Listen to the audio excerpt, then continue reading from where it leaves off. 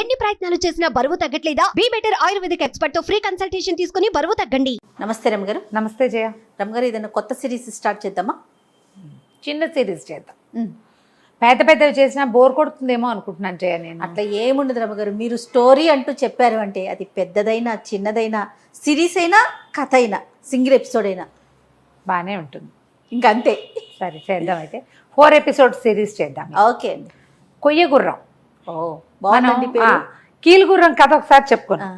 ఒక రవ దగ్గర పంచకళ్యాణి ఒకటి చెప్పారు. పంచకళ్యాణి అన్ని గుర్రాల స్టోరీలు చెప్తున్నారు. అలా అయ్యింది. పంచకళ్యాణి కదా, ఎంత బాగుందో. కానీ అందులో పంచకళ్యాణి వ్యవహారం చాలా తక్కువ. పంచకళ్యాణి కోసం వెళ్ళారు, మిగిలిన కథ చెప్పారు. ఇందులో కొయ్య గుర్రం వ్యవహారం చాలా ఎక్కువ. బాగుంది కథ, బాగుంటుంది. చందమామ కథే. పూర్వం ఒక ఊళ్ళోనట ఒక కమ్మరి ఒక వడ్రంగి ఇద్దరు ఉండేవాళ్ళు.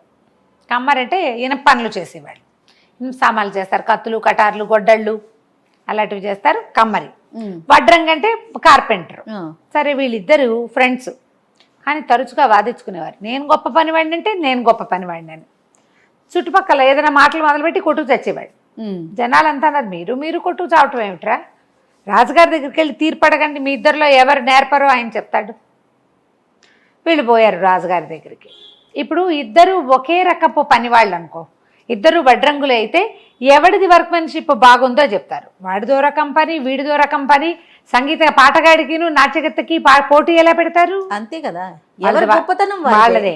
అయితే వీళ్ళు మాత్రం వీళ్ళకట్లా లేదు, నేను నాదే నేర్పడతాను అని పోటాడుకుంటున్నారు. రాజుగారి దగ్గరికి వెళ్ళి చెప్పారు. కమ్మరి చెప్పాడు, అసలు మా ఊళ్ళో మా వీధిలో నాలాంటి లేడని మా వీధి వాళ్ళంతా వేణోళ్ళ పొగుడతారండి. నా పని మామూలు పని కాదు, నేను ఏదైనా చేశానంటే ఇంకా కనికట్టు చేసినట్టే. వడ్రంగా అన్నాడు, నీ మాత్రం తక్కువేమిటండి, అసలు నేను ఒక బొమ్మ చెక్కితే అతుకెక్కడుందో కనపడదు. నేను చాలా ఇది, నాలాగా చేసేవాడు అసలు మన దేశంలోనే లేడు, నాదే నేర్పడతాను అంటే. రాజు అన్నాడు, మీరు నోటో మాట్లాడితే నాకేమర్థమవుతుంది నోటి మాటలు, చెరుకో వస్తువు చేసు పట్టురండి. పట్టుకొచ్చాక అప్పుడు చూసి ఎవడిది గొప్ప పంతనమో చెప్తాను. ఒక 20 రోజులు సమయం తీసుకున్నారు. మళ్ళీ వచ్చారు. సరే, వాళ్ళని ప్రవేశపెడితే కమ్మరి ఒక చేపని తీసుకొచ్చాడు, లోహంతో చేసిన చేప. రాజుగారికి నవ్వొచ్చింది. ఏమిటో ఇది అన్నాడు. ఇది నీళ్ళల్లో వేస్తే తేలుతుందండి, చేప బొమ్మ. అది ఇనుంతోటే చేశాడు. దాన్ని అతి తేలికైన లోహంతో చేశాడు. దీని మీద కనీసం 100 బస్తాలు బరువు పెట్టినా సరే అది నీళ్ళల్లో తేలుతుంది కానీ మునగదు. బాగుంది కదా. అక్కడి నుంచి పరీక్ష చేసుకోండి కావాలంటే. రాజు నవ్వాడు. అట తెలుస్తాను, పరీక్షించుకోండి, నదిలో పడేయండి, దాని మీద బరువు పెట్టించండి అంటే. సరే చూద్దాం అనుకున్నారు. ఈ నదిలో విసిరారు చేపని. అది మునిగి టకీమని తేలిపోయింది. మళ్ళీ దాని దగ్గరికి లాగారు. దాని మీద ఒక అడ్డంగా ఒక వెడల్పాటి చెక్క పెట్టి దాని మీద 100 బస్తాలు పేర్చారు. మళ్ళీ నీటిలోకి తోసారు. దాన్ని తోస్తే ఆయన 100 బస్తాలు నీళ్ళలో మునకుండా తేలుకుంటూ వెళ్ళిపోతున్నాయి ముందుకి. చేప ఎటు వెళ్తే అటు వెళ్ళిపోతుంది అంతే. అది ఈదట్లా కానీ మునగదు, గాలి వాటికి ఎటో ఒకటి కొట్టుకుంటూ ఉంటుంది. ఆశ్చర్యపోయాడు. ఇనప వస్తువుని ఇట్లా నీటిలో మునకుండా ఎట్టా చేశాడు వీడు. సబ్మరైన్లు చేస్తారు కదా, మునుగుతుంది. ఇప్పుడు పడవలు చేస్తారా, పడవల్లో కూడా ఒక టెక్నాలజీ కదా మునక్కండా ఉండటం. చాలా ఆశ్చర్యపోయాడు రాజు. శభాష్ అన్నారు, నీలాంటి వాడివి నువ్వే అన్నారు. అక్కడి నుంచి వడ్రంగి వచ్చాడు. అతను చేసి పట్టుకొచ్చిన బొమ్మను చూసి ఆశ్చర్యపోయారు అందరూ. డాక్టర్ గారు అన్నాడు, డాక్టర్ గారి పేరు వస్తుంది చూడు నాకు, మత ఎక్కడో ఉంది. రాజుగారు అన్నారు, ఇదేమిటి పిల్లలు ఆడుకునే బొమ్మ తెచ్చావు, ఇది పిల్లలు ఆడుకునే కొయ్య గుర్రం అన్నాడు. మామూలుగా పిల్లలు గుర్రం మీద కూర్చుని ఇట్లా ఊగుతారు, ఊగే గుర్రం ఉంటుందా, అలాంటి గుర్రం చక్కగా అలంకరించబడి ఉంది. చెక్క గుర్రం, అదే దాన్ని కొయ్య గుర్రం అంటారు. ఈ కథ పేరు కొయ్య గుర్రమే. రాజుగారు అన్నాడు, మా అబ్బాయి అయితే బ్రహ్మాండంగా ఆడుకుంటాడు దీని మీద అంటే. కాదు మహాప్రభు, ఇది గాల్లో ఎగురుతుంది చూడండి అన్నాడు. దానికి జీను అవన్నీ చక్కగా అందంగా అలంకారం చేశాడు. కుడివైపు మెడ పక్కన ఈ మొహం మీద నుంచి మెడ మీదకి ఇట్లా వస్తుంది కదా, అక్కడ వరుసగా మీటలు ఉన్నాయి. ఏదైనా తిప్పితే, ఒకటి మొదటి తిప్పితే గాల్లో ఎగురుతుంది. మీటలు తిప్పే కొందికి స్పీడ్ పెరుగుతుంది, ఎత్తు ఎక్కువ వెళ్తుంది. గాల్లో పైకి వెళ్తుంది, ఆకాశం వైపుకి స్పీడ్ పెరుగుతుంది. అనేసరికల్లా ఎవరు టెస్ట్ చేస్తారు? ఏమిటో ఇది ఎక్కడా వినలేదు, నువ్వు భలేవాడిపోయి అని రాజుగారు మాట్లాడుతుండగా రాజుగారికి 5గురు 6గురు కొడుకులు ఉన్నారు. అందరూ ఆఖరివాడు 19-20 ఏళ్లవాడు వచ్చాడు. గుర్రం చూడగానే హర్రే భలే బాగుంది నాన్న అన్నాడు. అనేసరికల్లా ఎగురుతుంది బాబు అని చెప్పాడు వడ్రంగి. కుర్రాడు నేను ఎగిరి చూస్తా అంటాడు. నా తండ్రి అంటాడు అది ఎగురుతుందో లేదోరా, కాదు కూడదన్నా. ఈ కుర్రాడు సరదాకి చటుక్కుని ఎక్కి దాని మీద కూర్చున్నాడు. ఎక్కి కూర్చున్నాడు. వడ్రంగి అన్నాడు ఇదేమీ లేదండి, చంకల పెట్టుకుని వెళ్ళిపోవచ్చు, ఎక్కడ కావాలంటే అక్కడికి, కాళ్ళు కీళ్ళు మడిచి కూడా చంకల పెట్టుకెళ్ళిపోవచ్చు, ఇదిగో మీటలు ఉన్నాయి చూడండి, 1 మీటర్ తిప్పితే స్పీడ్ పెరిగిపోతుంది, వెళ్ళిపోతుందండి అన్నాడు. అనగానే కుర్రాడి దాని మీద కూర్చున్నాడా, తిప్పేశాడు మీటలు. 2-3 మీటలు తిప్పేసరికల్లా రైమని అది పైకి వెళ్ళిపోయింది. రాజుగారు చూస్తూనే ఉన్నాడు, కుర్రాడు ఎగిరిపోయాడు. జనాలంతా హాహాకారాలు చేశారు. ఏం పర్వాలేదండి, మీటలు వెనక్కి తిప్పడం తెలిసింది అబ్బాయి గారికి, వెనక్కి తిప్పితే తగ్గిపోతుందని చెప్తేనే వస్తాడులేండి అన్నాడు. అంతే కదా. ఈ కుర్రాడు పైకి ఎగురుతుంటే వాడు చక్క చద్దన్నం తినేసి సిద్ధంగా ఉన్నాడు. వాడికి ఆకలి రోకలి ఏం వేయలేదు. ఎగిరిపోతుంటే ఇక భయం వేయలేదు వాడికి. నువ్వు పడిపోతావని తండ్రి చెప్పినా ఈ వడ్రంగి ఏమన్నాడు, అసలు దీని నుంచి పడే ప్రసక్తే లేదు, సుఖంగా ఉంది సీటు, అది పక్కకి వరగదు, ఎలా వెళ్తుందో అటాగే వెళ్తుంది. అలాగే పైకి వెళ్తుంటే కిందకు చూస్తే ప్రపంచం చిన్నదైపోయి స్పీడ్కి ఆ గాలికి ఆ మబ్బుల్లో తేలుతుంటే కుర్రాళ్ళకి ఉత్సాహంగా ఉండదు. వీడు అత్యుత్సాహంతో అన్ని మీటలు తిప్పేసి ఎక్కడికో వెళ్ళిపోయాడు. అంతే. ఇక వాడు అటు ఇటు చూడలేదు. బాగా కొన్ని గంటలు గడిచిపోయాక ఆకలేయటం మొదలుపెట్టింది. సరే ఎగిరాం, ఎక్కడో చోట దింపుకుని ఆకలి తీర్చుకుంటే సరిపోతుంది. అక్కడి నుంచి 1 మీటర్ వెనక్కి తిప్పేశాడు. స్విచ్లు మీట అంటే వెనక్కి వేసేసాడు. స్విచ్లు టకా నొక్కేసరికల్లా అది మెల్లిగా స్లో అయ్యింది. తర్వాత దిగడం మొదలుపెట్టింది. చివరికి ఓ ఊళ్ళో దిగింది. సరే వీడేం చేశాడు, దాన్ని ఇట్లా కాళ్ళు కొంచెం దగ్గరగా మడవచ్చు. వాడు చెప్పాడు కదా మడిచి చంకలో పెట్టుకోవచ్చు అని. ఈ గుర్రం బొమ్మని చంకలో పెట్టుకుని ఆ ఊళ్ళో తిండికి ఏదైనా వెతకడానికి బయలుదేరాడు. వెళ్తే కాస్త ముందుకెళ్ళేసరికల్లా ఒక గుంపు సమూహం నుంచున్నారు. అందరూ ఇట్లా ఆకాశంలోకి చూస్తున్నారు. వీడు కూడా పైకి చూశాడు, అక్కడ ఏం కనపడలేదు. మొత్తగా ఆకాశం. ఏం చూస్తున్నారండి అన్నాడు. రాజుగారు వెళ్ళారన్నాడు కింద ఉన్నవాడు. తెల్లబడి రాజుగారు మబ్బుల్లోకి వెళ్ళటం ఏమిటి, మహా అయితే మనలాగా ఒక గుర్రం ఉండాలి ఆయనకి అనేసరికి ఒకళ్ళిద్దరు వీడేదో పిచ్చి మాటలు మాట్లాడుతున్నాడు, వాడేదో చెప్తున్నారు అనుకున్నాడు. 3-4 అడిగాడు. రాజుగారు ఇప్పుడే వెళ్ళారు, దిగొస్తారేమోనని చూస్తున్నారు. మబ్బుల్లోకి ఎట్టపోతాడయ్యా రాజుగారు అని అడిగితే ఎవడో ఒకడు ఆ పక్కనే ఉన్న ఒక బన్నుల కొట్లోకి వెళ్తూ, నేను కూడా ఏ ఊరు అబ్బాయి, ఏమిటి మంచి బట్టలు అవి బాగా వేసుకున్నవే, ఏవు మీ నాన్న ఏం చేస్తాడు, ఇలా అడుగుతూ రా టీ తాగుతూ కానీ వీడిని వెంబడి పెట్టు తీసుకుపోయాడు. తీసుకెళ్ళి ఏం చెప్పాడంటే ఆ ఊరు రాజుగారికి మహాద్భుత సౌందర్యవతి అయిన ఒక కూతురు పుట్టింది. పిల్ల ఎంత బాగుందో అనేవాళ్ళు అందరూ. అట్టా బాగుంది అంటే ఆయనకి నచ్చేది కాదు. మా పిల్లకి దిష్టి తగిలితే వీళ్ళంతా చూస్తున్నారనిపించేది. ఎవరైనా తన కూతురు కేసు చూస్తే నచ్చదు. కొన్ని టిపికల్ క్యారెక్టర్లు ఉంటాయి. అందుకని పిల్లని ఎవ్వరికంటా పడకుండా ఎక్కడైనా దాచాలనుకున్నాడు. అందుకని మబ్బుల్లో మేడగట్టించి మేడలో పెట్టాడన్నాడు. వీడన్న కుర్రాడికి ఆశ్చర్యం వేసింది, మన రాజుగారి అబ్బాయికి. మబ్బుల్లో మేడలు ఎట్ట కడతారండి అన్నాడు. అబ్బే మామూలు మేడ కాదు నాయన, అది మంత్రాల మేడ. సిద్ధుడు ఒక ఆయన రాజుగారి మనసును తెలుసుకుని ఆయనకి సహాయం చేశాడు. మబ్బుల్లో బ్రహ్మాండమైన మేడ కట్టారు. రాకుమారి అక్కడ ఉంటుంది, తండ్రి వెళ్ళి చూసుకొచ్చుకుంటూ ఉంటాడు. పిల్ల ఒక్కతే ఉంటుంది. దాని అవసరాలన్నీ తండ్రి అన్నీ మోసుకెళ్ళిపోతాడు. రోజు వెళ్ళొస్తాడు, పిల్లతోటి స్పెండ్ చేసి వస్తాడు. ఆ అమ్మాయి అక్కడి నుంచి కిందకు చూస్తూ ఉంటుంది. రాజుగారు వెళ్ళేటప్పుడు చూస్తారు, వచ్చేటప్పుడు చూస్తారు. సిద్ధుడు ఇచ్చిన అంజనం సహాయంతో ఈయన రోజు పైకి వెళ్ళి పైకెదకు వచ్చేస్తుంటాడు. అనేసరికల్లా వీడికి ముందు తిండాసక్తి పోయింది. మబ్బుల్లో మేడ, అందులో ఒక అందమైన పిల్ల, అదేమిటో చూడాలి. పైగా ఆయన ఏం రాసుకుని ఇప్పుడు తనంటే గుర్రం ఎక్కొచ్చాడు, ఈయన ఎట్లా వెళ్తాడు? వాళ్ళ రహస్యం వాళ్ళ దగ్గర ఉంటే మనకుంది కదా రహస్యం. సరే ఏం చేశాడు, తన ఒంటి మీద ఉన్న ఒక వస్తువుల్లో ఒక బంగారపు వస్తువు అక్కడెక్కడ ఊళ్ళో అమ్మేసి డబ్బులు జేబులో పెట్టుకున్నాడు. ఓ పూటకోళ్ళమ్మ ఇంటి దగ్గర చేరాడు. ఏం చేశాడు, చక్క సాయంకాల సుష్టిగా భోజనం చేసి చీకటి పడి జనం అంతా మాట మణిగిన తర్వాత ఏం చేశాడు, చక్కగా గుర్రం ఎక్కి రయ్యమని పైకి వెళ్ళాడు. పైకి వెళ్ళి ఇక ఈ రాజ్యం చుట్టుపక్కల ఉన్న మబ్బులన్నీ మెల్లిగా చూడడం మొదలుపెట్టాడు. మబ్బుల్లో నిజంగానే సౌధం కనపడింది. దగ్గరికి వెళ్ళేసరికల్లా ఈ మనిషి వస్తున్న సద్దు చూసి రాజకుమారి ఏమనుకుంది, నాన్న చీకటి పడి వస్తున్నాడు అనుకుంది. తలుపు తీసి చూస్తే నాన్న లేడు. అక్కడ ఒక కొయ్య గుర్రం, దాని మీద టీవీగా నుంచున్న ఓ 19-20 ఏళ్ల కుర్రాడు. ఆ పిల్ల ఈ మధ్యకాలంలో మగపిల్లల్ని చూడలేదు, ఇన్నాళ్ళలో అయింది, కింద నుంచి వచ్చేసింది కదా. కొంచెం సిగ్గుపడింది, ఎవరు నువ్వు ఏమిటి అని కనుక్కుంది. లోపలికి రమ్మంది. గుర్రంతో సహా లోపలికి వెళ్ళాడు. ఆ పిల్లకు 16-17 ఏళ్ళు ఉంటాయి, వీడికో 19-20 ఏళ్ళు ఉన్నాయి. ఇద్దరు కబుర్లు చెప్పుకోవటం మొదలుపెట్టారు. దానికి తిండి తిప్పలు అన్నీ ఉన్నాయి కదా పైన, ఏదో ద్రాక్ష రసం పోసి ఇచ్చింది. అక్కడి నుంచి ఆ వీడికి మనసు ఇచ్చేసింది. ఆ రాత్రి అక్కడే ఉండిపోయాడు వాడు. తెల్లవారి రాజుగారు వచ్చే సమయానికి దిగెళ్ళిపోయాడు. ఆ గుర్రం ఎగురుతుంది. పనిమాల ప్రతి వాళ్ళు ఆకాశంలోకి ఏం చూస్తారు, ఏ చెట్ల వైపుకో వెళ్ళిపోతే కనపడ్డు, పెద్దగా చూడలేదు ఎవరు. రాజుగారు కొంచెం వెలుగుండాక వచ్చి 10 గంటలకో 9 గంటలకు వచ్చాడు. ఆయనకి ఇట్లా సౌధం లోపలికి వస్తుంటేనే ఏదో వాసన వచ్చింది, సెంటు వాసన. కుర్రాడు రాకుమారుడు కదా, వీడికి ఏదో చిన్న అత్తర్లవి రాసుకునే అలవాటు ఉంది. ఎవరో వచ్చారు. అక్కడి నుంచి ఈయన మెల్లిగా ఇల్లు సామాన్లు అన్నీ చూస్తే సోఫాల మీద కూర్చున్న గుర్తులు, మంచం మీద 2 మనుషులు పడుకున్నట్టుగా గుర్తు కనపడింది. ఆయన అప్పుడప్పుడు ఒక పని మనిషిని తీసుకొచ్చి శుభ్రం చేయించేవాడు తనతో పాటు తీసుకొచ్చి.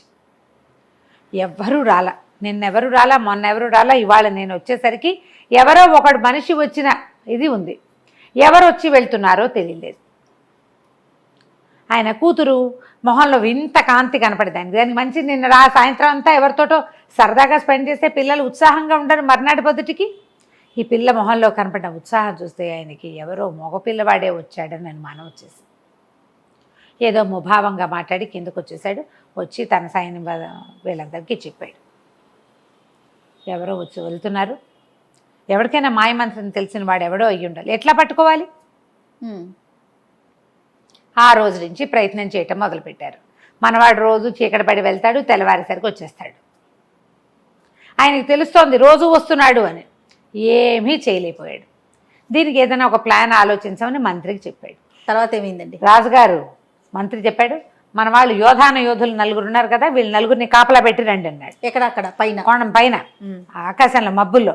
సరే, బ్రహ్మాండమైన యోధులు 4 ఉంటే ఆ 4 తీసుకెళ్లి కాపలా పెడితే రాత్రి అబ్బాయి వెళ్ళాడు వచ్చాడు, వాళ్ళు నిద్రపోయారు. వాళ్ళకి రాత్రి నిద్ర అలవాటు. 12 అయ్యాక వాళ్ళు పడుకున్నారు. అప్పుడెవరు వస్తారని 12 గంటలకు రాకుమారుడు వెళ్ళాడు. పిల్ల తెల్లవారేదాకా అతనితో స్పెండ్ చేసి నాన్న వచ్చేసరికి ఇంకా నిద్ర మంచం మీదే ఉంది. అబ్బాయి తెల్లవారంగానే వెళ్ళిపోయాడు. దాంతో ఈయన కొళ్ళు మండిపోయింది. ఏం చేయాలో తెలియలా. యోధులు నిద్రపోతే పూట పూట ఆ యోధులను తీసుకెళ్ళి రాకుమార్తె దగ్గర పెట్టేటువంటి మళ్ళీ లేనిపోని కొత్త తంట. దాంతో మంత్రి అన్నాడు, ఓ పని చేద్దాము, మెత్తటి రంగు పొడి చేయిద్దాం, అది మొత్తం అంతా చల్లిరండి, ఆ రంగు ఎవడి బట్టలు కట్టుకుంటుందో చూద్దాం, ఊళ్ళో పరీక్ష చేద్దామన్నారు. సరే, ఏం చేశారు, మర్నాడు మళ్ళీ వెళ్ళినప్పుడు ఆయన ఒక పౌడర్ డబ్బా లాంటి దాంట్లో రంగు పోసిచ్చారు. అన్ని చోట్ల ఆ రంగు చల్లేశాడు. సోఫాల దగ్గర అక్కడ ఎక్కడో చోట బట్టలకి రంగు అంటుకునేలాగా వేసేసాడు. రాకుమారుడు ఆ రోజు రాత్రి వెళ్ళాడు. కానీ వాడు అబ్జర్వ్ చేశాడు. అబ్జర్వ్ చేసి గుర్రం ఎక్కాక చూసుకున్నాడు. తెల్లవారుతూ ఉండగా దిగుతున్నాడు. దిగుతూ చేతులకి అక్కడ ఇక్కడంతా రంగంటింది, ఏదో గులాబీ రంగు, ముత్యాలు అవి కుట్టి ఉన్న చక్కటి అంగరఖ వాడిది. వాడేం చేశాడు, ఆ గుర్రం మీదే కూర్చుని దానికి చేతులు పుచ్చుకోవాల్సిన పని లేదుగా, దాని దారిని అది తిరుగుతుంది. వీడేమి దాన్ని చల్చల్ని అనక్కర్లేదు, కళ్ళేలు పుచ్చుకోవాల్సిన భయం లేదు దానికి. కూర్చుంటే చాలు, చొక్కా చక్కగా విప్పేసేసి ఆ అంగరఖాన్ని కిందకి పడేసేసి చొక్కా లేకుండానే పెదరాసు పెద్దమ్మ ఇంటికి వెళ్ళి పడుకున్నాడు మాట్లాడకుండా. ఓకే. ఆ పూట ఏమైంది, పొద్దున్నే ఒక పెద్ద ముసలాయన ఒక ఆయన ఆ ఊళ్ళో కొంచెం అడుక్కుంటూ ఉంటాడు. ఆ ముసలాయనకి పైనుంచి పడుతున్న బట్టలు కనపడ్డాయి. ఒక్క రవ్వ చలికాలం ముదురుతోంది. అంత పెద్ద కోటు లాంటిది పైనుంచి కిందకు ఉండేది. షేర్వాణీలో అవి వేసుకుంటారు కదా, అట్లాంటిది.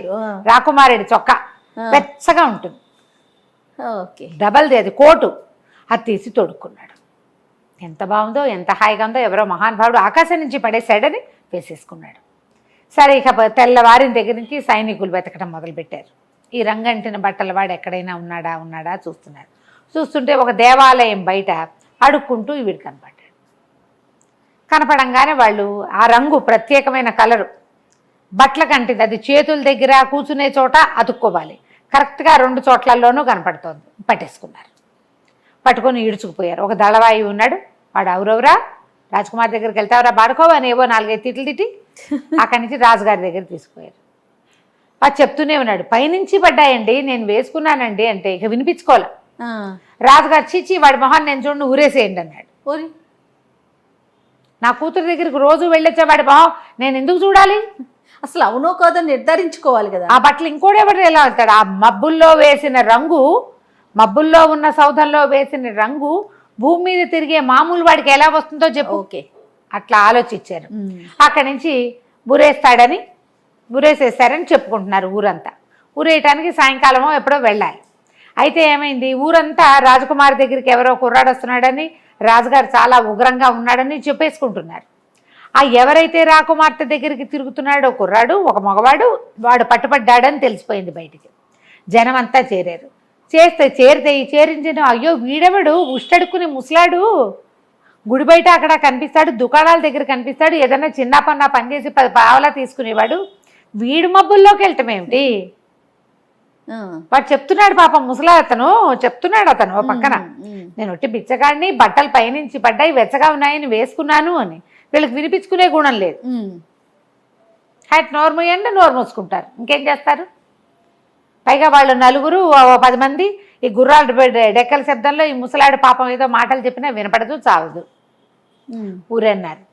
తీరా ఏమైంది, ఊళ్ళో అందరూ గుంపులుగా వెళ్తుంటే మనవాడు కూడా ఏమిటి అని కనుక్కుంటే రాజకుమార్తె దగ్గరికి మబ్బుల్లో సౌధానికి ఒకడు వెళ్తాట, వాడు దొరికేట, వాడికి ఊరిట అనగా నువ్వు తెల్లబోయాడు, అదేంటి మనం ఇక్కడే ఉన్నావు, వీడెవడికో ఊరేశారని అతను ఏం చేశాడు, ఆ చంకలో ఈ కొయ్య గుర్రాన్ని పెట్టుకుని అక్కడికి వెళ్ళాడు. ఆ వచ్చే స్థానం ఎక్కడుందో అక్కడికి వెళ్ళేసరికల్లా ఆ ముసలి అతను ఏడుస్తూ నుంచునున్నాడు అక్కడ.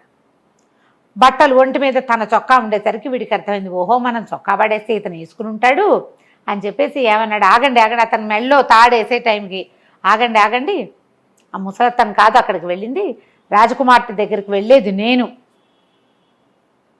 అని కేకలు పెట్టాడు. ఒప్పుకున్నాడు గట్టిగా. పాపం వృధాగా ఒక ముసలతను చనిపోతున్నాడు కదా, పెద్దవాడు, తండ్రి వయసు వాడు. కేకలు పెట్టేసరికల్లా ఆగారు. ఒక దళవాయి పరిగెత్తుకుంటూ రాజుగారి దగ్గరికి వెళ్ళి, వాడు ఎవడో కుర్రాడండి, వాడేమో తను వెళ్ళానంటున్నాడంటే పట్టుకొని రా వాడిని అన్నాడు. మరి ఈ ఆజ్ఞలు రావాలా? ఈ ఆజ్ఞలు వచ్చే లోపల మనవాడు గుర్రాన్ని సరిగ్గా చేసుకుని మీటలు చెప్పేసి గుర్రం ఎక్కి ఎగిరిపోయాడు. చూస్తుండగానే గుర్రం ఎగిరిపోయింది. చూశారు అందరూ. చూసేసి అవురవరా వీడు ఎగిరిపోయాడు, మా ఊళ్ళో సౌతాన్లోకి మీరు వెళ్ళండి, పదండి అన్నారు. ఇవేమీ పక్కన ఉండవు కదా, ఈ వజ్రస్థానాలు అక్కడెక్కడ ఉంటాయి, రాజుగారి ఇల్లు ఇంకెక్కడ ఉంటుంది, ఈ గుంపంతా పోవాలి, ఈ రాజుగారు బయటికి రావాలి, బోల్డ్ ప్రోటోకాలు. ఈ వ్యవహారం అంతా ముగిసేసరికి మనవాడు సౌధానికి వెళ్ళిపోయాడు పైకి.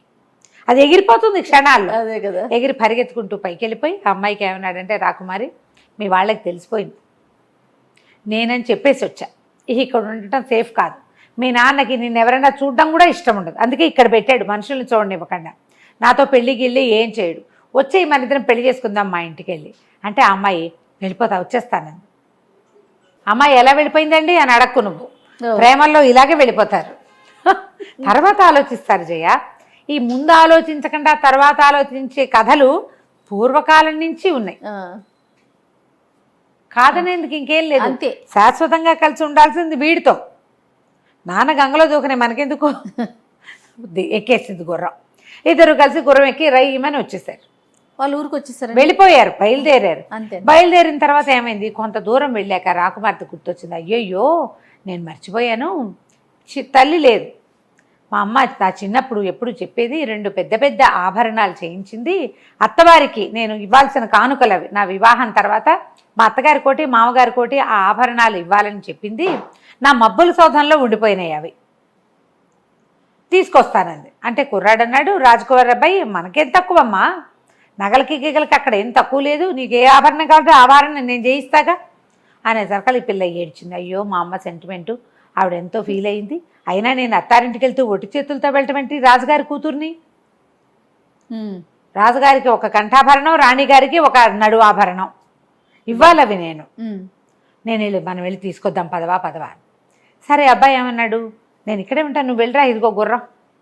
ఓరే, తను వెళ్ళకూడదు, వెళ్ళకుండా ఏమన్నాడు, నాకు ఎలాగో ఆకలిస్తుంది, ఇక్కడ ఏమైనా పళ్ళు కాయలు ఉన్నాయేమో చూస్తాయి, ఎంత 5 నిమిషాల్లో వెళ్ళి 5 నిమిషాల్లో వచ్చేస్తావు, ఈ లోపల నీళ్లు పళ్ళు అవి వెతుకుతాయి ఇక్కడ, నువ్వు వెళ్ళరా అన్నాడు. అనేసరికల్లా అమ్మడు చక్కగా మీట్లు అన్నీ తిప్పుకుని స్పీడ్ పెంచుకుని వెళ్ళింది. తెలుసు దానికి దాన్ని ఎట్లా వాడాలో రాకుమార్తెకి తెలుసు పాపం, రోజు చూస్తుంది కదా. చక్కగా రయ్యమని మబ్బుల సౌధంలోకి వెళ్ళింది. కింద ఏం జరిగింది, కుర్రాడు మబ్బుల సౌధంలోకి వెళ్ళాడు, మీరు వెళ్ళండి అని చెప్పారు కదా రాజుగారికి, ఈయన కూడా వెళ్ళాడు. ఈయన వెళ్ళేసరికల్లా ఈయన వెళ్ళి ఇల్లంతా వెతికి పిల్ల లేదని మాయమైపోయిందని ఆయన అర్థం చేసుకునేసరికి తలుపు తీసుకొని లోపలికి వచ్చింది గుర్రంతో సహా. రాగానే కూతుర్ని పట్టేసుకున్నాడు ఆయన. ఎవరెవరా నువ్వు ఇట్లాంటి పని చేస్తావా, పద ఇంటికి వెళ్ళిపోదామని ఆ అమ్మాయి చేతులు పుచ్చుకుని ఈడ్చుకుని తీసుకుపోయాడు కిందకి. గుర్రం అక్కడే ఉండిపోయింది. అయ్యో, ఇంకా మబ్బుల్లో సౌధం ఎందుకు, ఈ సౌధాన్ని దించేయండి అంటే ఆ సిద్ధుడు ఇచ్చిన అంజనం ఏదో విద్యహేసి సౌధాన్ని కిందకి దించేశారు. గుర్రము ఆ సౌధంతో పాటే వీళ్ళ దగ్గరే ఉండిపోయింది. అమ్మాయిని కిందకి లాక్కొచ్చేసరికి ఇన్ని రోజుల నుంచి ఆయనకి ఆ పిల్ల 12వ ఏట నుంచి పెళ్లి సంబంధాలు వస్తున్నాయి. 17వ ఏడు వచ్చింది, ఎప్పుడు పెళ్లి గురించి ఆలోచించాలి. అయితే ఈయనకి కొద్దిగా దూరంలో ఉన్న ఒక సామ్రాజ్యానికి రాజకుమారుడు ఈ పిల్ల సౌందర్యవతి అని విని తమ ఊరు నుంచి ఒక రాయసగాడిని పంపించి దీన్ని మన ఉద్యానవనంలో అక్కడ తిరిగేటప్పుడు చూసి బొమ్మ గీయించుకున్నాడు.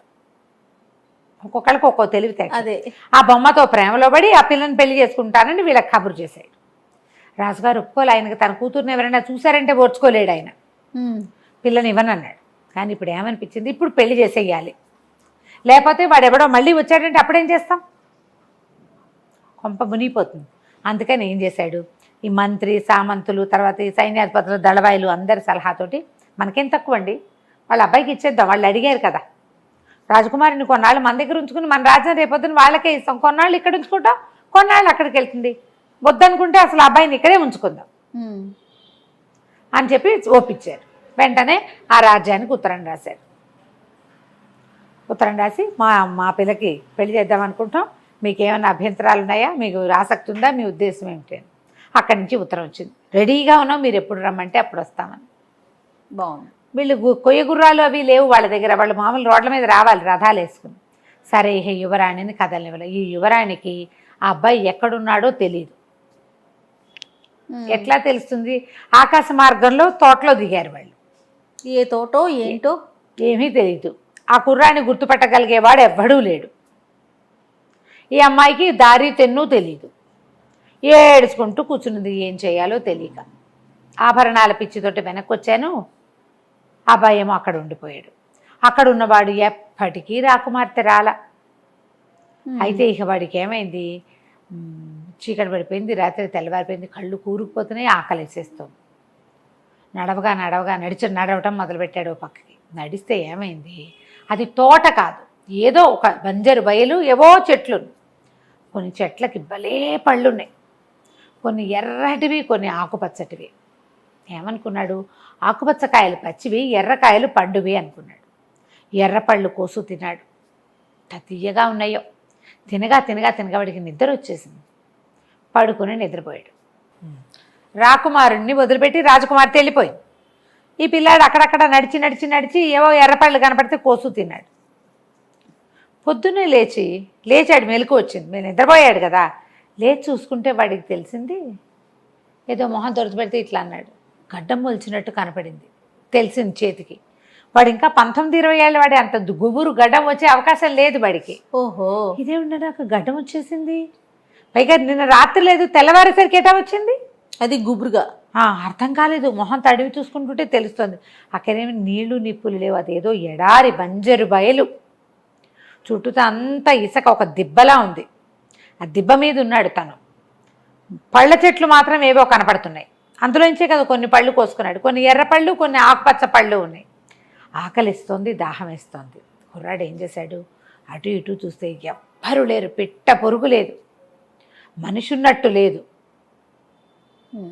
ఆలోచించి పళ్ళు తిందామని చేతులు చాపాడు. కానీ నిన్న రాత్రి గడ్డం లేదు, ఎర్రపళ్ళు తిన్నాం, పొద్దుటికి గడ్డం వచ్చింది. ఎర్రపళ్ళ వల్ల వచ్చిందేమో అని అనుమానపడి ఏం చేశాడు, ఈసారి నవనవలాడుతూ ఘుమఘుమలాడుతున్న ఆకుపచ్చటి పళ్ళు, అందులో పండుగా తెలుస్తున్నాయి, మంచి వాసన వస్తున్నాయి, అన్ని పళ్ళు కోసు తినేశాడు. కళ్ళు మూతలు పడిపోతున్నాయి అవి తినేసరికి నిద్రపోయాడు. సాయంత్రం లేచాడు. కళ్ళు నిలువుకుంటూ 2 అడుగులు నిలబడి 2 అడుగులు వేయిపోయి ఒళ్ళు తూలిపోయి ఓ చెట్టుకేసి గుద్దుకున్నాడు. ఏమిటి ఇంత తల బరువు అయిపోయింది అని తల తడుముకున్నాడు. తల చాలా బరువుగా ఉంది. వాడికి తెలిసింది తన నెత్తి మీద కొమ్ములు వచ్చేస్తాయి.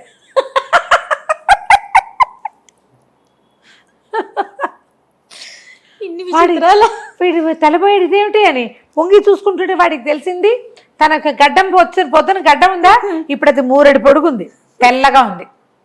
అయ్యయ్యో, తడుగు చూసుకున్నాడు మొహం నిండా గడ్డం, అదేమో ఇట్లా ముందుకు వచ్చేసింది, తెల్లటిది. తల తడుగుకుంటే 2 వైపులా 2 కొమ్ములు. తను ఎలా ఉన్నానో ఊహించడానికి వాడికి భయం వేసింది. అక్కడ నీళ్లు కూడా లేవు మొహం చూసుకోవడానికి. తెలుస్తోంది లేచి నిలబడితే తలకాయ బరువుగా, కొత్తగా ఏదైనా కిరీటం చిన్న వస్తువు పెట్టుకున్నా బరువు వస్తుంది. 2 కొమ్ములు మొలిస్తే ఎటా ఉంటుంది? ఇక ఏడుపు వచ్చేసింది. వాళ్ళ ఏడిచాడు. ఈ ఎర్రపళ్ళు ఈ పచ్చపళ్ళతోటి వచ్చిందో ఏమిటో, కొత్తగా ఈ వేషం ఏమిటి, నేను ఇప్పుడు రాజకుమార్తెని వెతికితే మాత్రం అది నన్ను ఎట్ట గుర్తుపడుతుంది? అసలు ముందు సమస్య అది గుర్రానికి గుర్రం పోయింది, రాజకుమార్తెకి రాజకుమార్తె పోయింది, నేను ఇక్కడికి ఎందుకు వచ్చాను? ఇంటి దగ్గర ఉన్నా పోయేది కదా. ఈ గడ్డం ఎట్టా పోయాను, ఈ కొమ్ములు ఎట్టా పోయాను, నేను ఇంటికి ఎట్టా పోతాను? పిచ్చ బెంగ వచ్చేసింది. పిచ్చెరికినట్టు ఏడ్చాడు, అరిచి కేకలు పెట్టాడు. ఏడవగా కొంతసేపటికి నిద్రానికి నిద్ర వస్తుంది. పడుకుని నిద్రపోయాడు.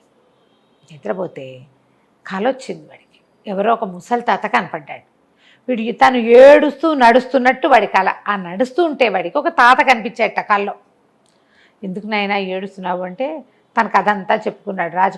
రాజుగారి ఆఖరబ్బాయిని ఎంతో ముద్దు ముచ్చట మురిపం కొయ్యగూరం ఎక్కాను, అదేమో ఇక్కడికి తెచ్చింది, అక్కడి నుంచి రాకుమార్తెను చూసా, దాన్ని పెళ్లి చేసేసుకున్నాను, దాని వెనకాల పడి తిరిగాను, ఆ అమ్మాయి ఏమో అక్కడికి వెళ్ళింది, నేనేమో ఇక్కడికి వచ్చాను, ఏం తిన్నానో, నేను తిన్న పళ్ళ వల్లే వచ్చిందో, నేనున్న ఏ చెట్ల కింద అయితే నేనున్నానో దానివల్ల వచ్చిందో తెలీదు, ఇంత 3 గడ్డం 2 కొమ్ములు, నన్ను అమ్మాయి గుర్తుపట్టలేదు, నేను ఇంటికి ఎట్టా వెళ్ళను పోని అర్థం కావట్లేదని తెగ ఏడిచాడు. ఏడిస్తే ఆ ముసలి ఆయన పాపం ఒళ్ళో కూర్చోబెట్టుకుని పిండి తలనిమిరి, నాయన ఏడబోకురా, నువ్వు తిన్న పళ్ళ వల్లే నీకు ఇది వచ్చింది, ఓ పని చెయ్యి, చెట్టుకి కొయ్యబోక, కింద రాలి పడిన పళ్ళు ఉంటాయి, ఎండిపోయి ఉంటాయి, పై పళ్ళు ఏమిటి నవనవలాడుతున్నాయి, ఎండిపోయి రాలిపోయిన పళ్ళు ఉంటాయి కింద, వాటిని ఏరుకో, అవి తిను, ఇది పోతాయి నీకు,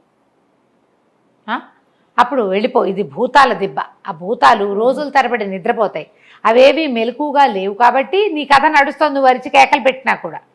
అవి కానీ నిద్ర లేచేయో నువ్వు ఇబ్బంది పడతావు, నేను వెళ్ళనివ్వవు, ఇక అవి లేచే సమయం అయిపోతుంది, లేచి ఈ ఎండుపళ్ళు ఏరుకు తిని వెళ్ళిపో, గడ్డవాళ్ళు కొమ్ములు రాలిపోతాయని చెప్పాడు. పిల్లాడు మెలకు వచ్చింది, చూసుకున్నాడు రాజకుమారుడు. చూస్తే చంద్రుడు కనపడుతున్నాడు, ఇంకా వెన్నెలగా ఉంది, తెల్లవారుజాము. ఆ కను వెలుగులో నేలంతా తడమగా వాడికి చిన్నగా ఎండిపోయి ఇట్లా ఇలకర్చుకుపోయిన పళ్ళు కనపడ్డాయి. కొన్నివి కూడా ఉన్నాయి. ఏమీ మనిషి సంచారం లేని చోట వెన్నెల్లో కాస్త రంగులు కూడా తెలుస్తాయి, ఉంటాయి, సాచివేతగా కనపడతాయి. వీడేం చేశాడు, సరే చకచక అవి ఏరుకుని తిన్నాడు. ఓ అన్ని పళ్ళు ఎండువి, మీకు పళ్ళు ఉన్నట్టుగా ఎండు ఎట్టంటే కొరుక్కు తినాలి చచ్చినట్టు. తినగా మెల్లిగా వాడికి కొమ్ముల తలకాయ బరువు కొంచెం తగ్గినట్టు అట్లా అనిపించడం మొదలెట్టి మొహం తడిమి చూసుకుంటే 3 లేదు, అది కొంచెం ఉంది. ఓహో తగ్గిపోతుంది అనుకున్నాడు. తెల్లారేసరికల్లా మొహము తల తడివి చూసుకుంటే నున్నగా తన చెంపలు, చిన్న గరుగడ్డం, వాడి చిన్న లేతగడ్డ, చిన్నపిల్లాడు కదా, 20 ఏళ్ళ వాడే కదా, నెత్తి మీద కొమ్ములేవు, జుట్టు గిట్టు అంతా మామూలుగానే ఉంది అమ్మాయి అనుకున్నాడు. ఏం చేశాడు, చుట్టుపక్కల చూస్తే అక్కడక్కడ చిన్న మడుగుల్లాగా ఉన్నాయి, నీరేమి ఎక్కువ లేదు, నలకంత నీరే ఉండి కొద్దిపాటి నీరుండి అక్కడ తుంగ మొలిచి కనపడుతోంది. తర్వాత గడ్డి లాంటిది. వాడు ఏం చేశాడంటే అవంతా లాక్కొచ్చి దాంతో అంత బుట్ట లాంటిది అల్లుకున్నాడు. అల్లుకొని ఏం చేశాడు, ఈ పళ్ళు ఎండాక వాటి లక్షణం వేరే కదా, అందుకని ఆకుపచ్చ పళ్ళు ఎర్రటి పళ్ళు సగానికి కోసేసుకున్నాడు బుట్టలోకి. అక్కడంతా కిందంతా ఏరుకొని అవి ఆకలి తీరుస్తాయి, ఆ పళ్ళు నిద్ర హాయిగా పడుతుంది. పళ్ళు కనుక తింటే సేమే. అక్కడి నుంచి ఏం చేశాడు, ఎండు పళ్ళు పైదాకా ఏరు పెట్టుకుని అవన్నీ పుచ్చుకొని నడవడం మొదలుపెట్టాడు. ఇక ఆకలి వేసినప్పుడు 2 పళ్ళు తింటాం, నిద్ర వచ్చినప్పుడు ఆ ఇసుకలో పడుకోవడం, అదంతా ఎడారి బంజరు బయలు. ఇక నడవగా 7 రాత్రులు 7 పగళ్ళు నడిస్తే చివరికి వాడు ఒక రహదారికి చేరాడు. ఓ రోడ్డు దొరికింది. ఆ రోడ్లో నడవటం మొదలు పెట్టేసరికల్లా ఒక ఆయన గాడిద మీద ఎక్కి వెళ్తున్న ఒక ప్రయాణికుడు కనిపించాడు. ఆయన్ని అడిగాడు, బాబు ఇదే ఊరు, ఎక్కడ ఏ దారి ఏంటంటే, ఇటు నుంచి తూర్పుకి వెళ్తే ఒక నగరం, ఆ నగరం పేరు వీడి నా సొంత నగరం, నాన్న కోయగుర్రం మొదటి కథ ఎక్కడ మొదలైందో అక్కడ, అటు వెళ్తుంది. పడమటికి వెళ్తే రాజకుమార్తె, ఏ రాజకుమార్తెను తను ప్రేమించాడో అక్కడికి వెళ్తుంది. ఆలోచించి ఏమనుకున్నాడు, ఇప్పుడు ఇంటికి వెళ్ళాలన్నా నేను ఏ 15 రాత్రులు 16 పగళ్ళు నడవాల్సిందే, అదేదో ఇటు నడిచి చూద్దాం, కనీసం రాకుమార్తె కాకపోతే కొయ్యగుర్రమైనా దొరుకుతుంది. రెండింటిని పోగొట్టుకుని ఇల్లు చేరటం ఏమిటి, నేను రాజకుమార్తె లేకపోతే పోనీ ఒకవేళ దొరికితే అది కూడా సాధిద్దాం, గుర్రాన్ని వదిలిపెట్టకూడదు అని అనిపించి అక్కడి నుంచి ఈ పళ్ళు నోటో వేసుకుంటూ అప్పుడో ముక్క ఇటు నడవడం మొదలుపెట్టాడు. ఈ ఊరు వైపు నడవగా వీడికి దూరం నుంచి పెద్ద సైనిక పటాలం ఏదో వస్తున్నట్టు కనబడింది. తన దగ్గర బొట్టు ఉంది కదా, ఇట్లా భుజానికి తగిలించుకున్నాడు, దానికి చిన్న దీని లాంటిది హ్యాండిల్ లాంటిది అల్లుకున్నాడు. అయితే ఏమైంది, ఈ పటాలం వాళ్ళ తర్రయ్యమని ఇతన్ని దాటి ముందుకెళ్ళిపోయారు. సైనిక పటాలం వెళ్తుంది, ఏవో బళ్ళు రథాలు కూడా ఉన్నాయి. అక్కడి నుంచి కొంచెం ఆగినాయి. ఆ రథాల్లోంచి ఒకడు దిగి, అబ్బి ఏమమ్ముతున్నావు, ఏం పళ్ళు అమ్ముతున్నావు అని కేకేశాడు. నేను అమ్మటం ఏంటి, నాకు దగ్గర ఏం లేవు అన్నాడు. అదేంటి ఆ బుట్టలో పళ్ళు కాదు అని అడిగాడు. అవే ఇవి అమ్మడానికి కాదన్నాడు. అమ్మడానికి కాదు, నేను తినడానికి తెచ్చుకున్నాను, అమ్మేందుకు కాదు, నేను అమ్మేవాడిని కానన్నాడు. 2 అడుగులు వేసేసరికల్లా ఏ బండిలోంచి వీడు దిగొచ్చాడో ఈ మనిషి, ఆ బండిలోంచి ఒక అతను ఎంతో కొంత ఇచ్చి తీసుకోండిరా ఏదైనా తినాలనిపిస్తుంది అన్న కేక. అక్కడి నుంచి ఒక 4 బంగారు కాసులు చేత్తో పుచ్చుకుని ఒక మనిషి దిగారు. ఆ 4 కాసులు పుచ్చుకుని దగ్గరకు వచ్చేసరికల్లా అతను అక్కడి నుంచి రావాలిగా. ఈ కుర్రాడితోటి మొదట వచ్చిన వాడు ఎవరు, ఏమిటి, ఏ ఊరు అని కనుక్కుని, మా రాజకుమారుడు ఈ దేశపు రాజకుమార్తెని వివాహం చేసుకోవడానికి వస్తున్నాడు, వాళ్ళ నాన్నగారు ఉత్తరం రాశారు, ఎప్పటి నుంచో ప్రేమిస్తున్నాడు, వివాహం చేసుకోవడానికి మేము తరలివెళ్తున్నాం, ఆహార పదార్థాల్లో పొరపాటున పళ్ళ బుట్టలు మర్చిపోయాం, అబ్బాయికి అన్నం తిన్నాక పళ్ళు తింటాం అలవాటు, బుట్టలు ఎవరైనా కనపడితే ఈత పళ్ళు ఖర్జూర పళ్ళు కనపడతాయి ఎడారుల్లో, అందుకని పళ్ళ బుట్ట కోసం చూస్తున్నాం, రాకుమారుడు కదా పళ్ళు లేవని తిట్టిపోస్తున్నాడు అనేసరికి వీడికి అనిపించింది, అమ్మా నేను ప్రేమించిన అమ్మాయిని పెళ్లి చేసుకోవడానికి వస్తున్నాడు, వీడి సంగతి చూడాలని ఏం చేశాడు, 4 ఎర్రపళ్ళు 4 ఆకుపచ్చ పళ్ళు ఇచ్చేసాడు. పచ్చివి నిగనిగలాడేవి పళ్ళు, ఎండ్లు కాదనమాట. ఆ 4 కాయస్ తీసుకున్నాడు. డబ్బులు వద్దని అనకుండా అవి దట్టిలో పెట్టుకున్నాడు. డబ్బులు వాడికి ప్రయాణానికి అవసరపడతాయి, డబ్బులు లేవు కదా అబ్బాయి దగ్గర. తన దారిని తను నడవటం మొదలుపెట్టాడు. అక్కడి నుంచి ఈ పటాలం వాళ్ళు రాజకుమారుడు, అప్పప్ప ఏం పళ్ళు రా భలేగా ఉన్నాయని. ఇప్పుడు రాజకుమారుడి కోసం 4 అవి 4 ఇవి కొంటే మిగిలిన వాళ్ళు ఎందుకు నోట్లో వేసుకుంటారు, నోరు గట్టిగా మూసుకుని అబ్బాయికి ఇస్తారు కదా, మన బొట్టు వాళ్ళు అనుకో పంచుకుని తింటాం, రాకుమారుడి దగ్గర పంచుకునే అవకాశం వీళ్ళకి ఏముంది. తినేశాడు. తినేసి పండ్లో పడుకుని నిద్రపోయాడు. మనవాడు మెల్లిగా నడుస్తున్నాడు, వాళ్ళ బళ్ళు వెళ్ళిపోయింది. సరే రాకుమారుడు నిద్ర లేచాడు. నిద్ర లేచిన తర్వాత పెద్ద పెద్ద కేకలు పెట్టాడు. కేకలు పెట్టేసరికల్లా ఏమిటి ఎందుకో పిలుస్తున్నాడు, ఏదో అయిపోయిందని చెప్పి బళ్ళాపి జనాలు పరిగెత్తారు. తలుపు తీశారు. ఆ బండికి ఇట్లా లోపల ఇట్లా గూడు బండి, ఆ బయట నుంచి తలుపు తీసేసరికల్లా ఆ బండిలో ఏదో ఒక వింత మృగం కూర్చుంది. 2 కొమ్ములు, బారెడు గడ్డం. మన రాకుమారుడేమో 19-20 ఏళ్ళ వాడు, వాడు ఒక 25-30 ఏళ్ళ వాడు.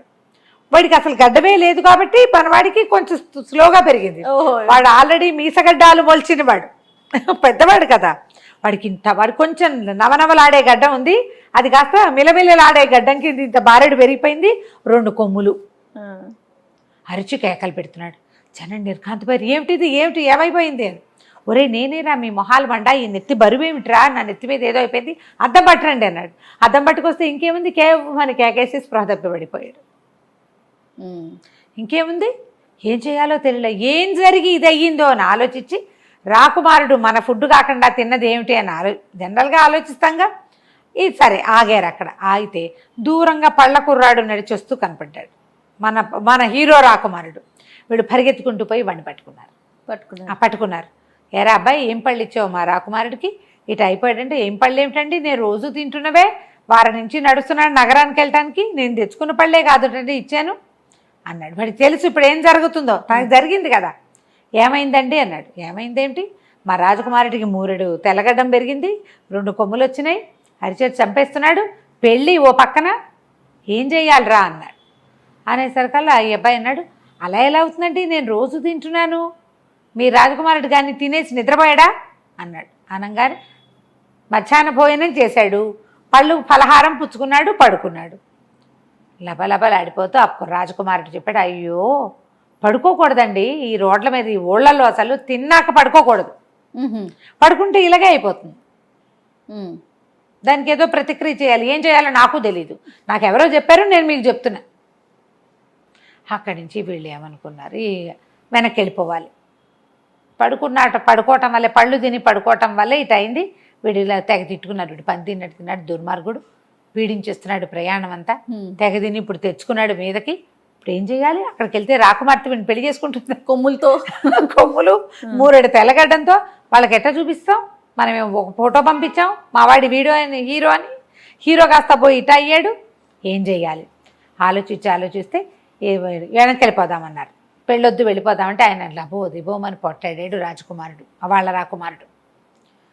10 ఏళ్ళ నుంచి ప్రేమిస్తున్నాను నేను, ఆ అమ్మాయినే పెళ్లి చేసుకోవాలనుకున్నా, పెళ్లి మానుకోవటానికి కుదరదు, నేను ఎలా ఉన్నా సరే ఆ అమ్మాయి నాకు కావాల్సిందే, ఏదైనా ప్రతిక్రియ కుదిరితే ఇది తగ్గిపోతుంది, మనం రాకుమార్తెను ఎందుకు మిస్ అవ్వాలంటే ఈ దళపతులు వాళ్ళు ఉంటారు కదా, వాళ్ళు ఏమన్నారు, దానిదేముంది, మనం ఓ పని చేద్దాం, మనం వచ్చిన గుంపులో ఎవరో ఒక అందగాడిని రాకుమారుడని చూపిద్దాం, ఏముంది పెళ్ళి ఓం పెళ్ళి చేసేసి పిల్లని మనం తీసుకెళ్ళిపోతే ఊరేలాక రాకుమారుడికి అప్పచెప్పేద్దాం, మనమందరం రాకుమారుడికి నమ్మిన బంట్లం కదా అనుకున్నారు. సరే అక్కడి నుంచి ఏం చేశారు, మనలో అందగాడెవడు అని వెతకడం మొదలుపెడితే అందరూ ముదురు మొహాలు, పెద్దవాళ్ళు, కండలు తీరి ఉన్నవాళ్ళు, నైసుగా నాజుగ్గా నేవళంగా ఉన్నవాడు ఒక్కడు లేడు. తీరా చూస్తే వాళ్ళకి ఏమనిపించింది, ఈ పళ్ళ బుట్ట పుచ్చుకున్నవాడు భలే అందంగా ఉన్నాడు, చిన్నపిల్లాడు పైగా. అరే నువ్వు మాతో రారా, ఎంచక్క పెళ్లి చేస్తాం, నీకు డబ్బులు ఇస్తాం, నీ దారి నువ్వో, కావాలంటే 4 గుర్రాలు ఇస్తాం అని చెప్పి డబ్బుల మూటలు అవి ఇస్తా ఉన్నారు. మనవాడికి అదే కావాలి. సరే వాడిని ఏం చేశారు, రాజకుమారుడి బండిలోకి వాడిని ఎక్కించి ఓ ముసుగేసి వాళ్ళ సొంత రాజకుమారిని ఓ గుర్రం ఎక్కించారు. ఎవరైనా ఈ విచిత్ర వేషంతో చూస్తే జనాలు అడుగుతారు కదా, వాడికి ఒక ముసుగు తగిలిచ్చారు కనపడకుండా. అక్కడి నుంచి ఈ జనాలు వేసుకుని పోయి ఆ రాకుమార్తె తాలూకు ఊరు వెళ్ళిపోయారు. అక్కడ బ్రహ్మాండంగా జోరుగా పెళ్లి ఏర్పాట్లు అయిపోతున్నాయి. రాజకుమార్తె కంటికి మింటికి ఏకధారగా ఏడుస్తుంది, కానీ ఏం చేస్తారు, ఎవరు ఏం చేయలేరు. వాళ్ళకి వీళ్ళకి చెప్పింది వాడిని ఎక్కడో దింపానని, ఆ దింపింది ఎక్కడో తెలియదు. ఈ రాజు ఏం చేశాడు, ఎదురొచ్చి పెళ్లి కుమారుడిని చూశాడు.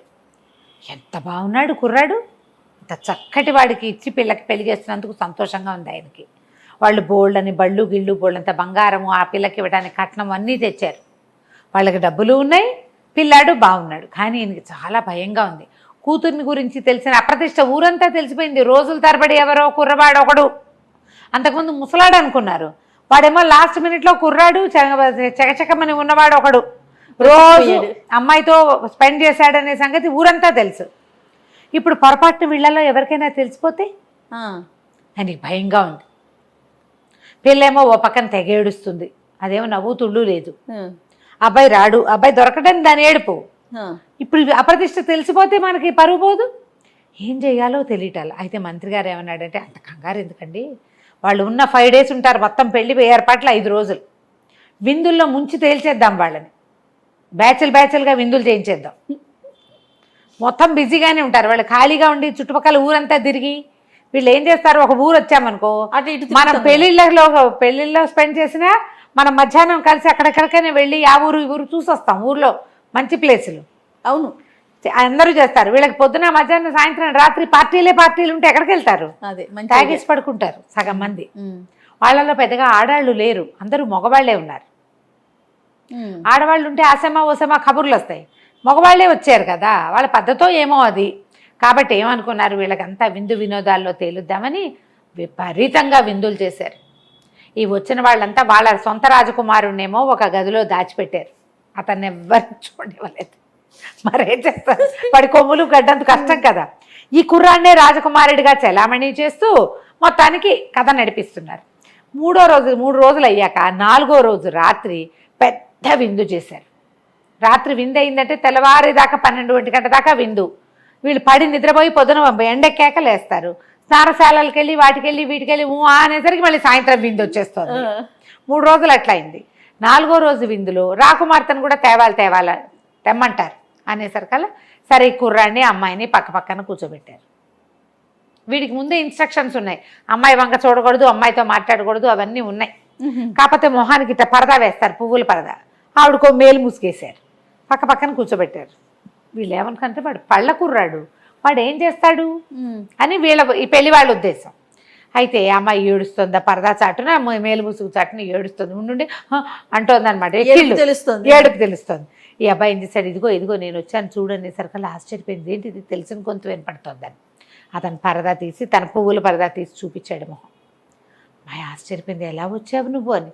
ఎలాగోలాగా వచ్చాను, నువ్వేం కంగారు పడకు, రాకుమారుడు నిన్ను పెళ్లి చేసుకోడు, మనకే పెళ్ళి అవుతుంది, నువ్వు బెంగ పెట్టుకోదు, నువ్వు ఒక్క పంచి రేపు పెళ్ళైపోతుంది.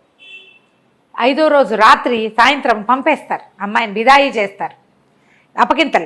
అప్పగింతలు పెట్టేటప్పుడు నా కొయ్య గుర్రం కావాలని అడుగు మీ నాన్నని.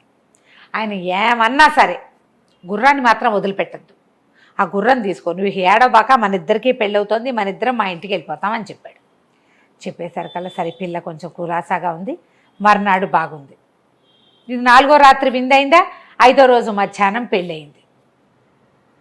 వాళ్ళు కూడా ఏమనుకున్నారు, ఈ కుర్రాడు ఏం పెద్దగా తాగుడు తిరుడు, చిన్నపిల్లాడు కూడా కదా, చిన్న కుర్రాడు, లేకపోయేసరికల్లా వీడు మన మాట వింటాడని వాళ్ళు కొంచెం దిలాసాగానే ఉన్నారు, కానీ కట్టుదిట్టంగా ఉంచారు. అటు ఇటు పోనివ్వకుండా, ఎవరితో మాట్లాడనివ్వకుండా. వీడు పళ్ళవాడు అనే విషయం తెలిసిపోతుందేమో, వీడు నిజాన్ని పళ్ళవాడు కాదు, రాకుమారుడు కదా వాడు. అక్కడి నుంచి ఆ పూట గడిచింది. సాయంకాలం పెళ్ళైపోయిన సాయంత్రము అమ్మాయికి బిదాయి అన్నారు, అప్పగింతల కార్యక్రమం మొదలైంది. రాజు రాణి అందరూ కలిసి పిల్లని కావలించుకుని ఏడ్చారు, చుట్టుపక్కల వాళ్ళంతా ఏడ్చారు. అమ్మాయి ఏదైనా కోరుకోమ్మా అన్నాడు. అమ్మాయికి ముందే వాళ్ళ అమ్మగారు ఇచ్చిన ఆభరణాలు ఆవిడ దగ్గరే ఉన్నాయి. ఇంకా ఎవరో రాణులు వాళ్ళు ఉంటారు కదా జనానాలో, వాళ్ళంతా కావలించుకుని ఏడిస్తే ఓ కోరిక కోరుకోమన్నారు. ఓ కోరిక కోరుకోమంటే ఓ నగో నాణ్యం ఊరికి శాస్త్రాన్ని కోరుకుంటారు. నాన్న మబ్బుల సౌధంలో ఉన్న కొయ్య గుర్రం కావాలి నాన్న అనగానే రాదుగా చంపేస్తా దొంగ మొహం దానా, ఇలాంటివి అడుగుతావా, దానివల్లే అప్రదిష్ట వచ్చింది మనకి, మళ్ళీ పాత జ్ఞాపకాలు ఎందుకు నీకు, ససేమిరా అన్నాడు. అబ్బాయి కొంచెం ఫీడ్బ్యాక్ బాగా, అంటే ఏమనాలంటే దాన్ని ఫీడ్బ్యాక్ అనకూడదు, బాగా ఏమైనా ఫీడ్ చేశాడు, అడగాల్సిందే ఎట్లాగైనా సరే అని బాగా రెడీ చేశాడు. పిల్ల భయపడలేదు, కాదు నాన్న నా జీవితం ఎలాగో ముగిసిపోయింది, నువ్వేదో గీత ఒకటి గీసి పెట్టావు, నా బతుకు అందులోనే ఉంది, కనీసం ఆ గుర్రాన్ని చూసుకొని సంతోషిస్తాను నేను, ఓకే కాబట్టి నాకు ఆ గుర్రం కావాల్సిందే అంది. ఎంతసేపటికి ఆ అమ్మాయి సాటిస్ఫై అవ్వదు, రాజుగారు కాదంటాడు. అక్కడి నుంచి ఏమైంది, రాకుమారుడు ఏంటండి అని అడిగాడు. అడిగితే ఏముందండి ఈ పిచ్చిది ఏదో పాత గుర్రం కావాలంటోంది అంటే, ఆ పెద్దవాళ్ళు ఉన్నారు కదా పెళ్లి పెద్దలు, దాందేముందండి, రాకుమార్తెను కాదంటాం ఎందుకు, ఇప్పుడు ఈ పిల్లని రేపొద్దున ఇంటికి తీసుకెళ్ళాక అక్కడ ఈ అందమైన కుర్రాడిని పక్క తెప్పించి ఈ కొమ్ములు గడ్డము ఉన్నవాడిని ప్రజెంట్ చేస్తే అది లబో దిబోమని ఏడుస్తుంది ఆ పిల్ల. అప్పుడు ఆ గుర్రం ఉంటే కనీసం దాని చిన్నప్పటి వస్తువు ఏదో తెచ్చు, గుర్రం బొమ్మ అంటే ఏమిటది, ఊగై గుర్రం, చల్చల్ గుర్రం అని భావించి వాళ్ళు ఇవ్వండి బలేవారు. పిల్ల అడుగుతుంటే కాదంటమేమిటి, రాకుమార్తె బెంగ పెట్టుకోదు మీ మీద, ఇచ్చేయండి అన్నారు. వాళ్ళకి తెలీదు. అక్కడి నుంచి ఈయనేం చేశాడు, వాళ్ళు ఎవర్రా అక్కడ కొయ్య గుర్రం అక్కడ పడి ఉందిగా దాన్ని పట్టుకురండి అన్నాడు. ఆ కొయ్య గుర్రం పట్టుకొస్తే ఈ పిల్ల తన మేనాలోనే పెట్టించుకుంది. ఆ మేనాలో రాకుమారుడు రాకుమార్తె ఇద్దరిని ఎక్కించారు ఊళ్ళో. అక్కడి నుంచి కట్టుదిట్ట మీద 5 రోజుల పాటు ప్రయాణం చేసి తీసుకొచ్చారు. ఎక్కడా వాడు ఆ గుర్రాన్ని ఓపెన్ చేసి కూర్చునేందుకు అవకాశం లభించలా. ఊరు దగ్గరకు వచ్చేస్తే అప్పుడు అమ్మాయికి ఇంకొక ఐడియా చెప్పాడు. అమ్మాయి మనం వెళ్ళిపోవాలంటే ఒక ఐడియా వేద్దామని అక్కడి నుంచి అమ్మాయి పల్లకి దిగింది. పెళ్లి కూతురు దిగి ఆ దళవా ఈ పెద్ద ఆయన ఉన్నాడు కదా, ఆయన్ని పిలిచి ఊరు ప్రవేశం చేస్తున్నాం కదా, అత్తవారింటికి వెళ్ళేటప్పుడు మాకు ఒక పద్ధతి ఉంది, 7 పళ్ళెరాలు నిండా దినారాలు తెప్పించండి, నేను విరజిమ్ముతా వాటిని, అందరూ ఏరుకుంటారు, అట్లా నేను ధనశాంతి చేసి నగర ప్రవేశం చేయాలి, ఇది మా పద్ధతి. సుల్తాన్ కదా రాజుగారు వాళ్ళంత డబ్బు గిబ్బు ఇచ్చి పంపించాడు. చాలా డబ్బులు ఇచ్చారు, పైగా నగ నాణ్యం ఏమిటో చాలా తెచ్చుకుంది అమ్మాయి, అవన్నీ మేనాలో ఉన్నాయి అని చెప్పి వీళ్ళేమనుకున్నారు, సరే బాగానే ఉంది కదా అని ఏం చేశారు, 7 పళ్ళేళ్ళ నిండా డబ్బులు తెప్పించారు ఇవి నవర్సులు. ఈ లోపల మన రాజకుమారుడు కూడా దిగి పల్లకి నుంచి దిగేశాడు. ఎలాగో దింపేశారు, నగర ప్రవేశం చేస్తుంటే వీడెందుకు ఇంకా, వీడు అక్కర్లేదు కదా, వీడికో మూట ఇచ్చారు. రాజకుమార్తె ఈ హడావిడిలో ఉంటుంది. మా సొంత రాజకుమారుడితో మేము నగర ప్రవేశం చేస్తాం, అబ్బాయి నువ్వు వెళ్ళిపోరా అన్నాడు. వాడు తన మూటతో పాటు రాకుమార్తె ఒక చిన్న మూట తెచ్చుకుంది, తన వస్తువులు, వాళ్ళ అమ్మ ఇచ్చిన ఆభరణాలు 2 మూటలు పుచ్చుకుని కొయ్యగుర్రం సంకలో పెట్టుకుని దిగేశాడు. దిగేసి ఓ పక్కన నుంచున్నాడు, గుర్రాన్ని రెడీగా పెట్టుకున్నాడు. రెడీగా పెట్టుకుని 2 మూటలు పుచ్చుకుని నుంచున్నాడు. ఈ రాజకుమార్తె ఏం చేసింది, గుప్పెళ్ళతోటి ఇట్లా దోసెలతో తీసి వెదజల్లేసింది. వెదజల్లంగానే ఇప్పుడు ఎవరు ఏరుకోవాలి? నగర ప్రవేశం అంటే ఇంకా ఊళ్ళోకి వెళ్ళాల, ఇక్కడ ఉన్న వాళ్ళు ఎవరు, ఉన్న సైనికులే ఏరుకోవాలి. ఈ అమ్మాయికి కాపలాగా ఉన్న వాళ్ళంతా కత్తులు కటార్లు శూలాలు పక్కకు పెట్టి, డబ్బులు కదా, శిరస్థానాలు తీసి పక్కకు పెట్టేసి ఒక్క ఉదుటిన నేల మీద పడి దోశలతోటి ఏరుకోవడానికి తొందరపడ్డారు. ఆ అమ్మాయి మొత్తం విరజిమ్మేసి వచ్చి కొయ్య గుర్రం పక్కన నుంచింది. మన హీరో ఎక్కాడు, ఆ అమ్మాయి వెనకాల కూర్చోగానే మీటలు తిప్పేశాడు, టక టక టక టక స్విచ్లు వేసాడు. అన్ని వెయ్యేటువంటి రైమని గుర్రం ఎగిరిపోయింది పైకి. దానికి అలవాటు, దాని పని అది చేసేసింది. ఆ పైకి ఎగిరిపోయేసరికల్లా 1 నిమిషంలో వీళ్ళు చూసుకున్నారు రాజకుమార్తె ఏది లేదు. పైకి చూసేసరికి ఏదో గుయ్యి మోత వినపడింది, గాలిని కోస్తున్న శబ్దం. తీరా చూస్తే పైన ఏదో కనపడుతుంది, బట్టలు కనపడుతున్నాయి. వాళ్ళిద్దరు దగదగలాడే బట్టలు ఉన్నాయి కదా, ఆ 2 బట్టలు ఎగురుతూ కనపడుతున్నాయి. పైకి వెళ్ళిపోయారు. ఇంకేముంది, లబో దిబోమన్నారు. వీళ్ళ రాకుమారుడు అలాగే ఉండిపోయాడు పాపం. అయితే ఇందులో ఒకటి ఉంది కిటుకు. ఆ మేనాలో వాడు పళ్ళ బుట్ట వదిలిపెట్టాడు. ఆ ఎండిపోయిన పళ్ళు చూసేసరికల్లా వాళ్ళకు ఒక ఆలోచన వచ్చి ఆ పళ్ళు తినిపించి రాకుమారిని మెల్లిగా మామూలుగా చేసుకున్నారు. సంతోషం. ఆ పళ్ళు అలాగే ఉన్నాయి ఆ మేనాలో, వీళ్ళు ముట్టుకోవాలి. ఊరెళ్ళాక తెలిసిందనమాట వాళ్ళకి. ఆ పళ్ళు చూసి వీడు ఎలాగో వదిలిపెట్టాడని వాళ్ళు సర్దుకున్నారు. ఈ లోపల ఏమైంది, వీళ్ళిద్దరూ ఎగిరిపోయారు కదా. వాడు ఆకాశ మార్గంలో చూసుకుంటూ మెల్లిమెల్లిగా మీటల కిందకి పైకి నొక్కుతూ తన రాజ్యం తూర్పు వైపుకుంది. ఆ మాత్రం తెలివింది వాడికి. తన రాజ్యానికి వెళ్ళిపోయాడు. వారాలు గడిచిపోయినాయి. ఎన్ని రోజులు అయిపోయినాయి. ఆ మొదటి రోజు రాత్రి తిరిగి రాకపోయేసరికి రాకుమారుడు రాకపోయేసరికి వడ్రంగిని జైల్లో పెట్టించారు. వాడు ఏదో చేసేసాడు, పిల్లాడు అన్యాయం అయిపోయాడని ఇంటిల్లిపాది ఏడుస్తున్నారు రాజుగారి కుటుంబం అంతా. ఎప్పుడైతే ఈ రాకుమారుడి అందగత్తైన పిల్లతోటి గుర్రంతో సహా దిగాడో మొత్తం కథ అంతా చెప్పాడు. ఇట్లా ఇట్లా చేసాము, ఇది జరిగిందని. కుమారుడు చేసిన వీరోచిత కార్యాలన్నీ విని సంతోషించి సరే ఆ వడ్రంగిని విడుదల చేసి అతనికి కొయ్యగుర్రం మాత్రం వీళ్ళే ఉంచుకున్నారు. కానీ అతనికి చక్కగా బహుమతులు ఇచ్చి ఆ మొదట శాపం చేశాడు కదా కమ్మరి, అతనికి ఒక వీధి అంతా అతనికి రాసిచ్చి వీధి పెద్దం చేశారు. వీడికి ఒక ఊరు రాసిచ్చి వీడిని ఊరు పెద్దం చేశారు. నీ వల్ల మనకు అంత అందమైన రాకుమార్తె కూడా వచ్చిందని చెప్పి సంతోషించారు. కొయ్యగుర్రం కథ కంచికి మనం ఇంటికి. భలే ఉంది రమ్మగారు. నమస్తే అండి. నమస్తే జయ.